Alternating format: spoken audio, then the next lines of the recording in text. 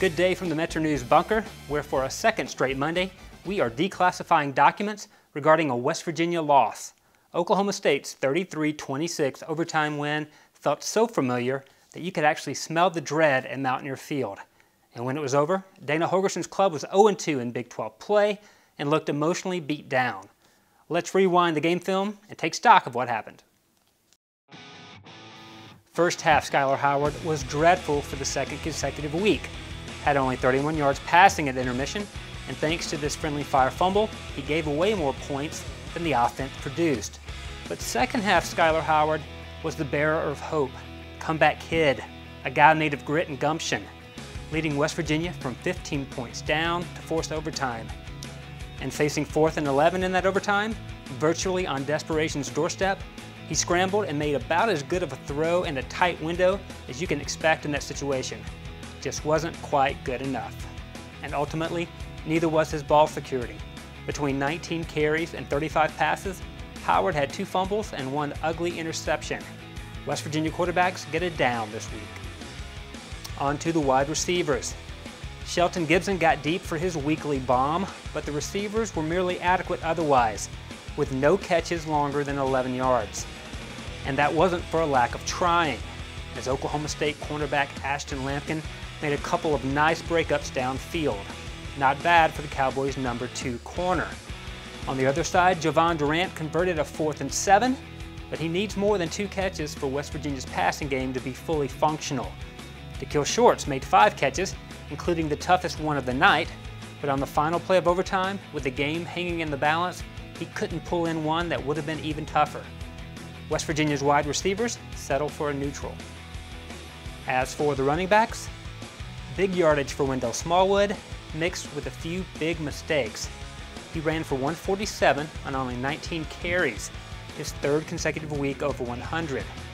But afterward came the revelation that Smallwood was nearly a pregame scratch due to an ankle injury that kept him out of practice all week.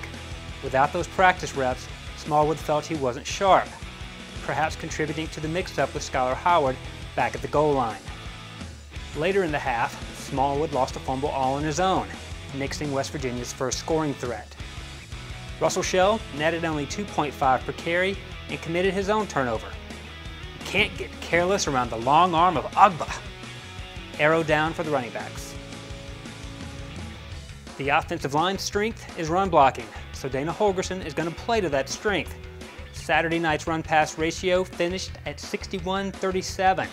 And on those runs, West Virginia averaged a reasonable 4.2 per carry.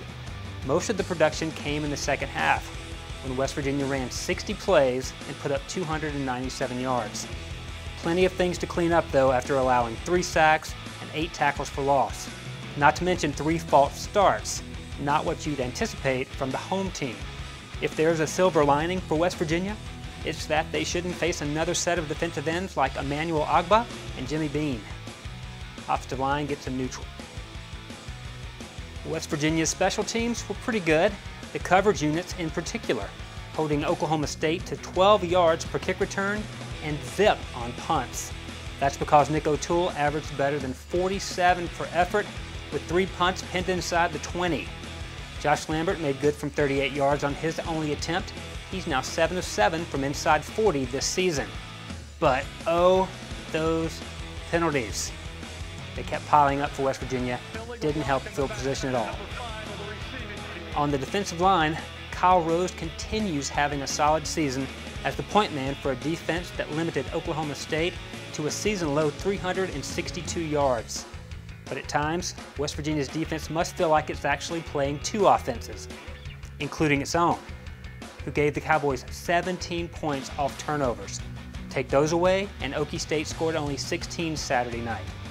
Unfortunately, 6 of them came in overtime when the Cowboys put their hands in the turf and sealed the deal.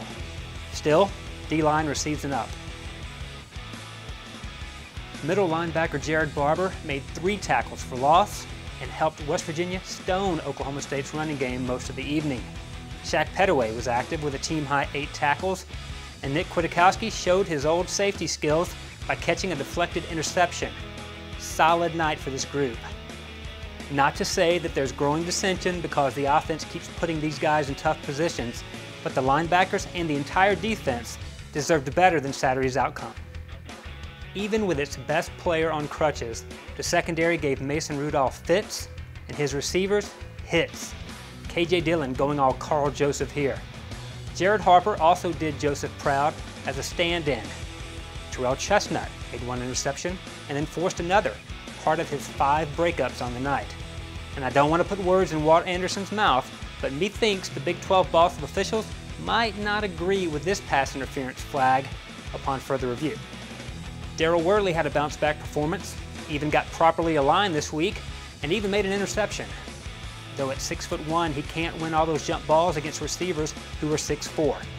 Tip of the cap to Marcel Aitman, but the West Virginia DBs are trending up. Next up for West Virginia, number 2 Baylor in Waco next Saturday. Our game day crew already preparing to have breakfast in studio. We'll go live at 9 a.m., so make plans to tune in. And finally, on a soccer note, the West Virginia women knocked off number 13 Texas Tech 4-1 Sunday in Lubbock. They're now 12-0-1 on the season, 3-0-1 in conference. Keep it logged on to WVMetroNews.com for continuing coverage of Mountaineer athletics. I'm Allan Taylor. Everybody enjoy your Monday.